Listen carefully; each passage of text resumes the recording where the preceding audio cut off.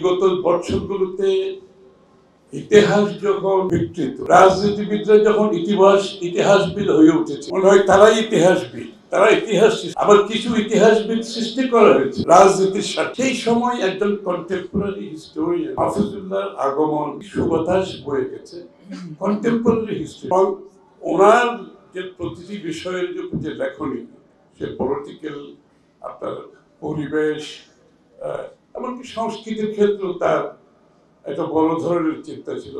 বাংলাদেশের সংস্কৃতিটা কি হওয়া উচিত সেটাও তার মতে। আমি যেটা বলছি যে ওনার এই যে কন্টেম্পোরারি হিস্টোরিয়ান, লেখনীগুলো হিস্ট্রিকে একটা সত্যিকার অর্থে বাংলাদেশের হিস্ট্রি, আগামী দিনের হিস্ট্রি আমরা যখন রিভিজিট করি যেগুলো হিস্ট্রি, এর কিন্তু অনেকগুলো ইতিহাস, বিকৃতগুলো ইতিহাস প্রপাগান্ডার অংশ হিসাবে আসলে কিন্তু ইতিহাসে টিকে থাকার সুযোগ। যখন ইতিহাস রিভিজিট করা হয় তখন সত্যিকার ইতিহাসটা কিন্তু বেড়ে। মাহফুজুল্লাহ ভাই সেই ফুটপ্রিন্টটা রেখে গেছেন যে রিয়েল কন্টেম্পোরারি হিস্ট্রি বাংলাদেশ প্রতিটি ক্ষেত্রে। বেগম জিয়ার উপর তার বই, জিয়ার উপর তার বই, এবং ছাত্র রাজনীতির উপর তার বই, সার্বিকভাবে বাংলাদেশের এই রাজনৈতিক প্রেক্ষাপটের উপর তার যে কর্মকাণ্ড, কর্মযোগ্য, এটা বিরাট ফুটপ্রিন্ট আমি মনে করি কন্টেম্পোরারি হিস্ট্রিতে মাহফুজুল্লাহ ভাই রেখে গেছে।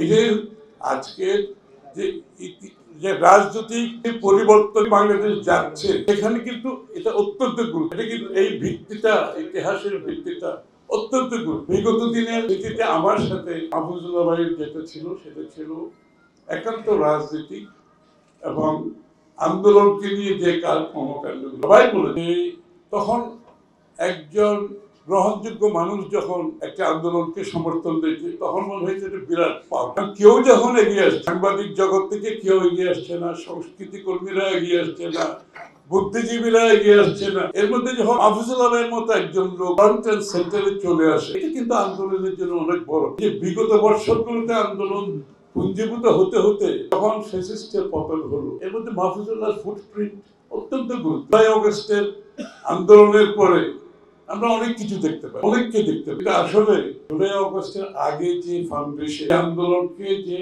কম্বিনেট করে এখানে আনার পেছনে প্রভাব সৃষ্টি করে বাংলাদেশের মানুষের মধ্যে যে স্বৈরাচার বিরোধিতা এবং স্বৈরাচার পতনের জন্য যে জিনিসগুলো পুঞ্জীভূত হয়েছে বিগত বছরগুলোতে, সেখানে মাহফুজুল্লাহ ভাই বিরাট, এবং সেখানে আমরা ওনাকে পেয়েছি, সেটা সবচেয়ে গুরুত্বপূর্ণ। সেই পাওয়াটা তখন কিন্তু অনেক বড় পাওয়া। এখন তো অনেকে আসছে, অনেকে অনেক কথা বলছে, সেই সময় সেই পাওয়াটা অনেক বড়। আমরা সংস্কৃতি কর্মীদের দিকে তাকিয়েছিলাম, এগিয়ে আসতে সাহস করে দু একজন এসছে, ভয়ে আবার পিছনে চলে গেছে। কিভাবে আপনার বুদ্ধিজীবীদের মধ্যেও আমরা একই জিনিস দিই। সাংবাদিকদের কথা নাই বা বললাম, যে ভারতে একটা বলা হয়েছে শেখ হাসিনার যদি বলছে তোমরা ব্যান্ড হও, তখন তারা হামাগুড়ি দিত। সাংবাদিকদের তো সেই চেহারাটা আমরা দেখি। এখানে মাহফুজুল্লাহ ছিল একটা ব্যতিক্রম। মাহফুজুল্লাহ ছিল তলোয়ারের মতো সেখানে দাঁড়িয়ে